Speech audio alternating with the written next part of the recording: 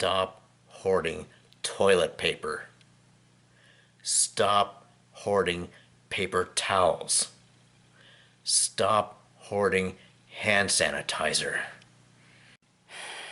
COVID idiots.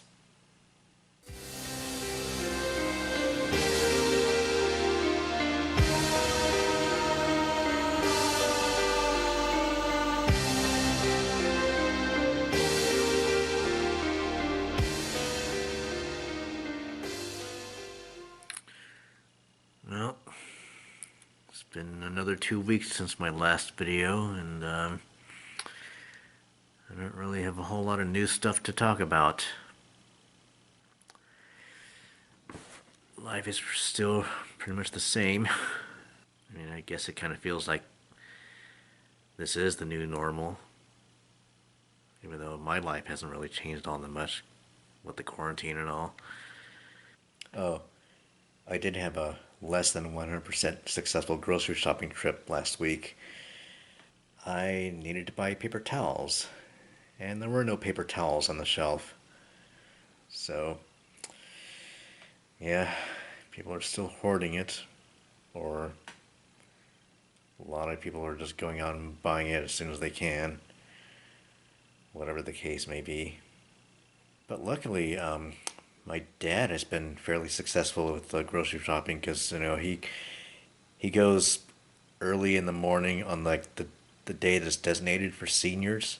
So like I guess the supermarket is just fully stocked that early in the morning, so he's able to get stuff. So yeah, my parents actually came over last weekend and brought over a few supplies. Of course, my parents and my wife and I were all wearing masks, and they stood on the other side of the front door, and so we just kind of talked to each other with the door just like a crack open, and then just a quick handoff with the supplies they gave us. Funny thing is, I think if it wasn't for my wife, I might have refused my parents' offer of some extra supplies, just because like ever since I became an independent adult, I've always hated the idea of needing anything from my parents. Which I know it's kind of silly. I mean, yeah, it's I'm slowly realizing that it's okay to accept kind gestures from people, like whether you're talking about your parents or not. I don't know if it's a Enneagram 9 thing or an ISTP thing, or if it's just me. I've always just like thrived on my own independence, and so I just, yeah, I was like ready to like just strategically conserve paper towels, maybe like use like half a sheet each time I needed one, or reuse paper towels, if they weren't like really dirty or whatever. But I guess my ISTJ wife wouldn't have been too thrilled with that idea. So probably why my mom communicated with my wife instead of me to arrange that little handoff. I mentioned last week that I've been handling this whole coronavirus quarantine situation a lot better than other people seem to be, due to a combination of my life circumstance and probably my personality type. In other words, not because of any sort of expert planning on my part. It's just the circumstances of my life. You could say that God gifted me with this ease of handling this situation. Plus, being a Christian, I trust in God's sovereignty. I've got certain Bible verses in my head, like Jeremiah 29:11. For I know the plans I have for you, declares the Lord, plans to prosper you and not to harm you, plans to give you hope and a future. Or Romans 8:28. And we know that in all things God works for the good of those who love him, who have been called according to his purpose. Maybe those will be encouraging to some people. Maybe it won't. Maybe you'll just kind of like, oh, well, it's easy for you to say. You're not in my situation. Yeah, you're probably right. But I was actually thinking, I mean, I've kind of thought on and off that, maybe I should do something to help other people. I know there's like these organizations that are helping to deliver groceries to people who can't get groceries either because of physical or financial limitations. So, I was thinking about donating to that. I know there are plenty of other big charity organizations that are helping families in need. So, yeah, I could donate financially to that. Since I do still have a job, but I just haven't gotten around to doing that. Yeah, I probably should do that. Okay, it's done. Oh, one trend I've been noticing amongst people I know these past couple of weeks is they're deciding it's finally time to get their hair cut. So either they've been cutting their own hair or they're getting a spouse or a roommate to cut their hair. And either it turns out well or they're too embarrassed to share the result. As you can see, I still have not cut my hair, which is pretty ironic because, I'm one of the few people I know who actually cuts my own hair. So I really have no excuse. Being forced to stay home does not affect in any way my ability to get my hair cut. I just haven't done it.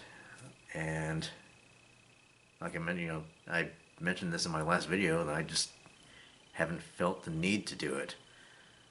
I'm not going out and seeing people, so I don't really care what I look like. Or actually, in the few cases lately that I have either gone out grocery shopping or joined a video call, I do this. So that takes care of that. Nowadays, this is how I go out. Or actually, more like this. But anyway, I guess I am sort of purposely letting my hair grow out during this quarantine, and not shaving, just because I think it's kind of interesting to track the deterioration of my appearance throughout the duration of this pandemic. And, the fact that I'm recording these videos every 2 weeks, you can kind of see the progression there. Oh, and speaking of tracking things in my videos every 2 weeks, the death count in Washington State has gone from 310 that I mentioned 2 weeks ago up to 624 now. So it's a little more than doubled in the last 2 weeks, and definitely still a much bigger increase in total deaths from the 2 weeks before that. But the geometric death rate is slowing down, because prior to the 310 tally from 2 weeks ago, the death count was like 82 or 83 or something like that. So, that time it almost quadrupled. This time it's just only about doubled. So that means we're finally seeing a slowdown. And the only reason I've chosen the death count in my home state as the statistic to track is just because that just happened to be the one statistic that I mentioned in my very first video in this series, and so that's just the one I'm tracking. Well, I don't really know what else to talk about. If you've been keeping up with the news, you've probably heard that there's people protesting in a lot of state capitals, protesting against their freedoms being taken away because of state governments forcing them to stay home. And I have my own personal opinions about that, but I'm not going to share them because I'm a type 9. Yeah.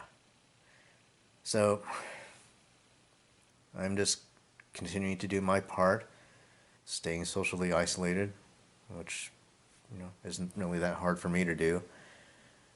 I don't really worry. I don't even really worry as much about, trying to get every single detail right as far as keeping track of things that I've touched and making sure I wash my hands right away and making sure I sanitize every single object that's been out in public.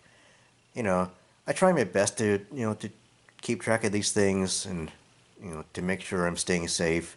The truth is, I know there's always the potential that I'm going to slip up at some point, forget to wash my hands, or touch something and then touch my face without realizing it. I've kind of decided I'm just not going to worry about that kind of stuff because again, I trust in God's sovereignty and His will for my life. My only responsibility is just to do my part and staying safe and keeping others safe. So as long as I know I'm doing my best in that, then whatever happens, happens. That's where I'm at now.